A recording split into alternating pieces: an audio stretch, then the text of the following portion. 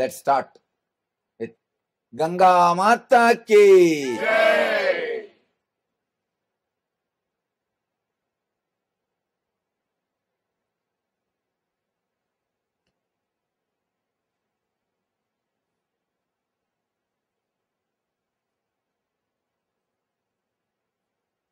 Vyasa sings before singing the Bhagavatam. See, before starting anything, you should remember the divine. You should remember the divine grace so that it will go beautifully. Vyasa says, before starting your story, who else I can remember? I have to remember only you again. Even before starting the story, I have to remember only you. So now we don't know who to remember.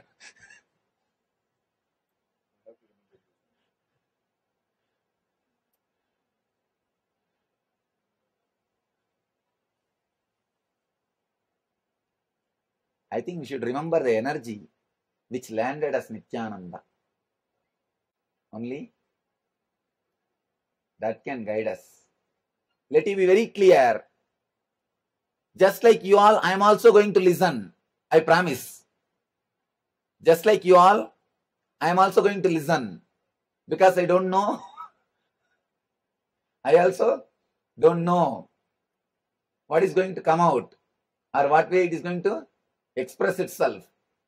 Let it be very clear. Just like you all, I am also going to listen. So I also bow down to the energy which landed as Nityananda and let that energy guide and do the whole thing as it wants. Tavakatamritam tapta jivanam kavivirididam kalmashapakam Shravanamangalam Srimadadadam Bhuvigrunandi de Bhuridajana Nityanandam Paramasukhadam Kevalam Jnanamurtim Dvandvaditam Gagana Sadrisam Tattvamasnyadilaksham Ekam Nityam Vimalamachalam Sarvadi Sakshibhutam Bhavadidam Drigunarahitam Sadgurum Tam Namami. Let's start with the birth. Let me describe exactly the experience of birth. I do not want to add my commentary to it now. Let me describe the experience itself. Maybe later on I'll give the explanation. The experience itself is really wonderful. There was no duel or two things first. Like a darkness covered by darkness.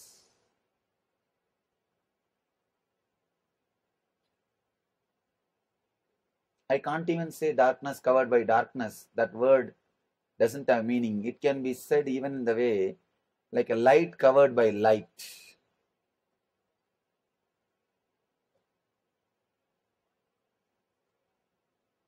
There was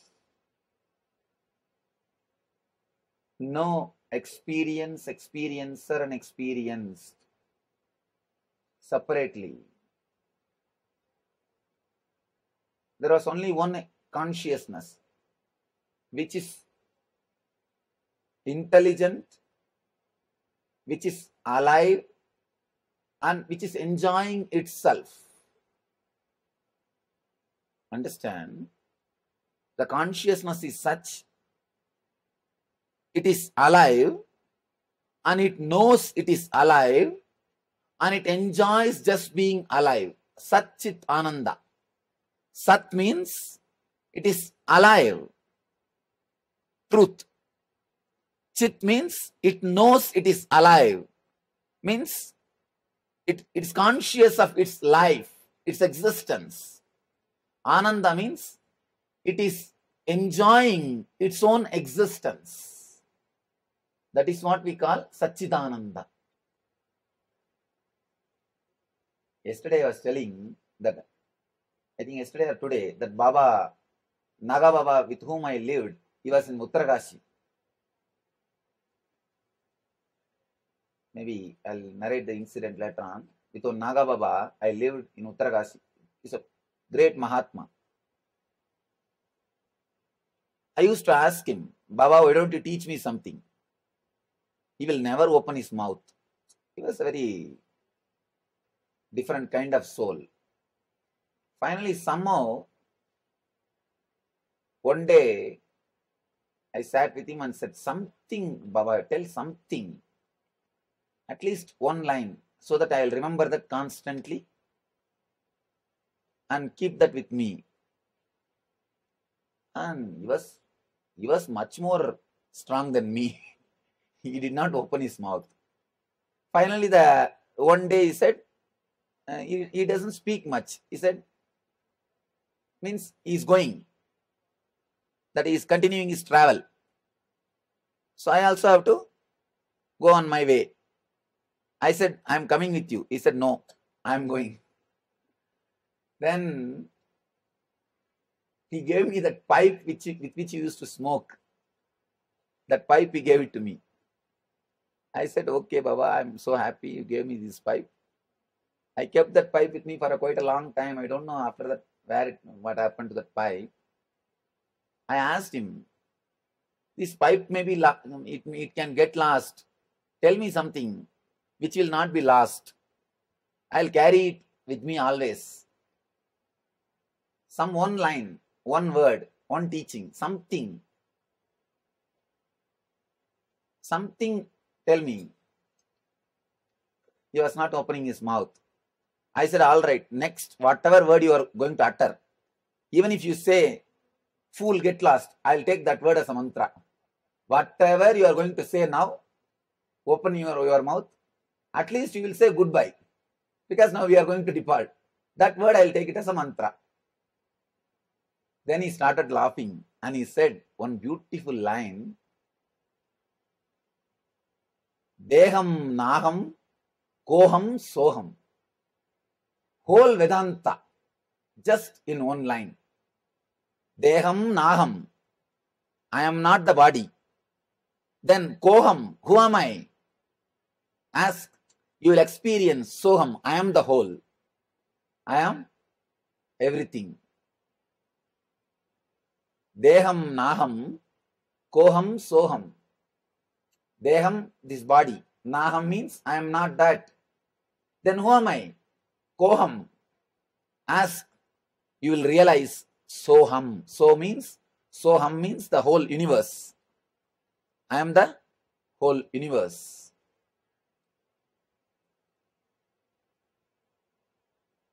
When he said that word, I just took it as a big gift, prasada. Then I asked him, Baba, you said this word. I'll take this as your blessing. But can you give me some more, few more words so that I'll digest this? Then he said, that is why I did not open my mouth. If I say one line, then you will ask for something more. Just like you all. Then, of course, he did not speak. Then, before leaving, just before leaving, he used to have this one iron thing to kindle the fire. With that chimta, he just gave me one blow on the head. Suddenly, I realized the same truth which I was saying now, which I was telling you. Being alive and knowing that you are alive and enjoying that you are alive, celebrating that you are alive. Being alive knowing that you are alive, enjoying, celebrating that you are alive.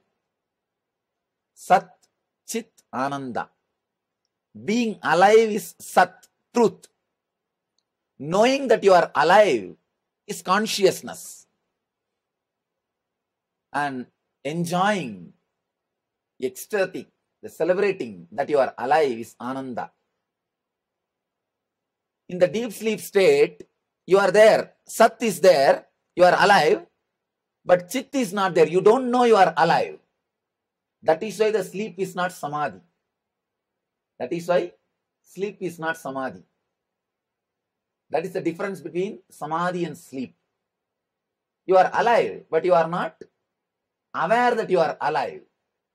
Not only being alive, being aware that you are alive and enjoying that you are alive is Ananda, Satchidananda. First, it was just the Satchidananda, nothing else. I was conscious, I was alive, and I know I was alive, and I was just enjoying that I am alive.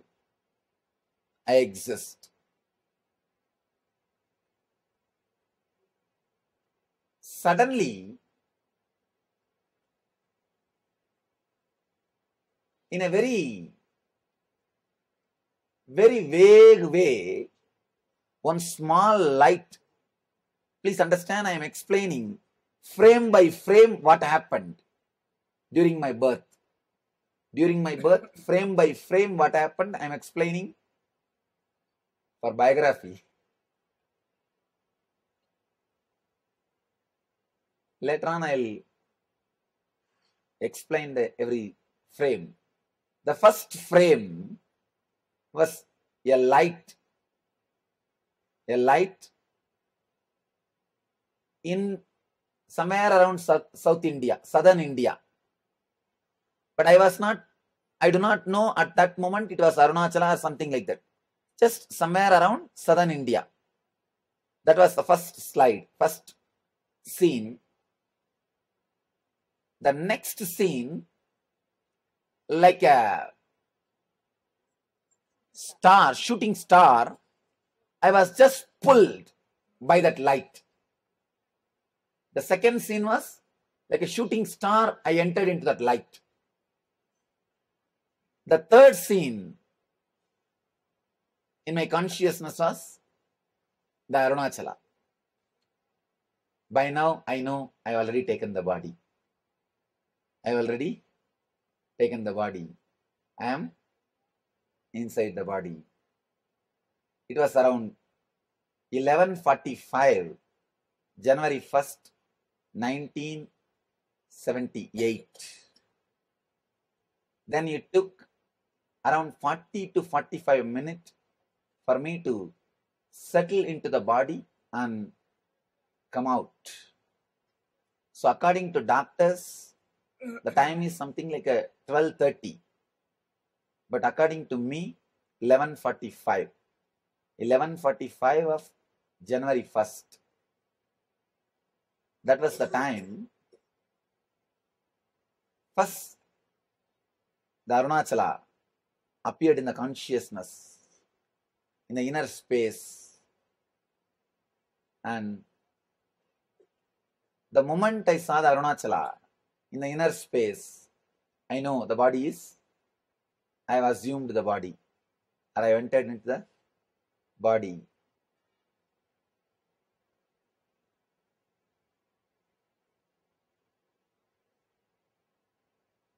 It was such an auspicious energy.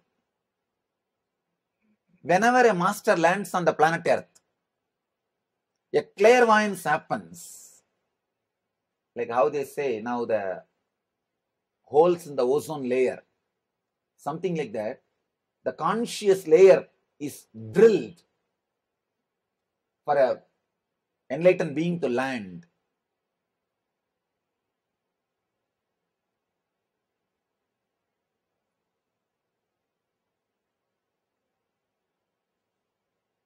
I can describe this scene like a Whenever a clairvoyance lands on the planet Earth, whole planet Earth celebrates. The whole existence celebrates. That is what they describe metaphysically. All the gods and goddesses land and celebrated the Krishna's birth. That is what they mean when they say these great masters, when they took birth, all the gods and goddesses showered flowers. They landed and celebrate. This is what they mean. Means such an auspicious energy happens on the planet Earth. The whole existence celebrates. The whole existence celebrates. Somehow in my case, not only gods and goddesses, people all over the world were celebrating because it was a new year. It was a new year. All over the world were celebrating already. Not only the gods and goddesses.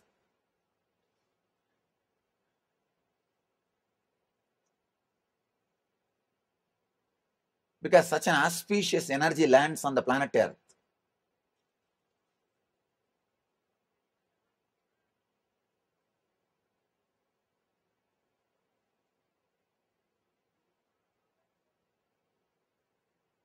It is impossible to describe. Because whenever a clairvoyance happens on the planet Earth, using that same hole, same opening, you can also escape. The possibility for beings to get enlightened, see the same door only. Whether to come here or from here to go there, same door only. When the door opens, you can sneak in or sneak out. There is a possibility you can take a jump. That is why we use all the birthdays or the Jayanti days. We call it as Jayanti, not birth. Please understand, whenever we mention the birthday of an enlightened master, we don't call that as a birth date. Jayanti. Jayanti means they visited, they came, not taking birth, they came. That is why we call Jayanti means in Sanskrit literally going. Going. That is the word means. Because the masters visit the planet. It's called Jayanti. We use the masters' Jayantis to meditate because the clairvoyance creates a possibility for you to take a quantum jump. You can also escape using that same zone and space into spacelessness, into timelessness.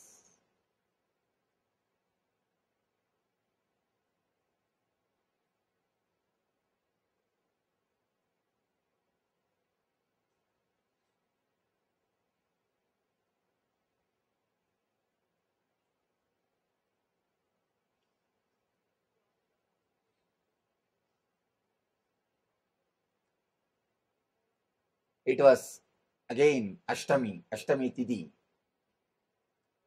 the 8th day, and Krishnashtami means the towards the new moon. From full moon to new moon is Krishna Vaksha. From new moon to full moon is Sukla Vaksha. Is a Krishna Vaksha. What do you call in English? Moon waning. The 8th day of moon waning. Krishna Vaksha Ashtami.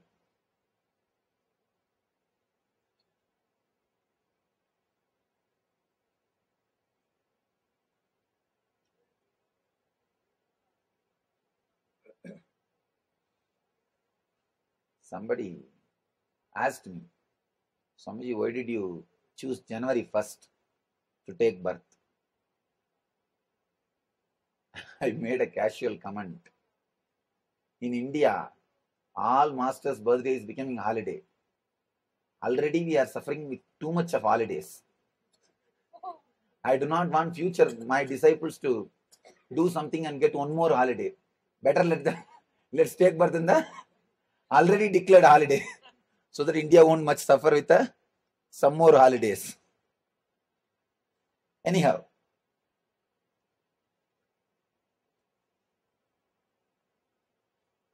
Within 45 minutes, I became aware of the body after the body came out. I could feel very clearly that I am conscious of the whole happening. I was not unconscious. I was conscious of whole happening. And it was a very auspicious, ecstatic, joyful experience. It was not painful. It was an auspicious, joyful experience.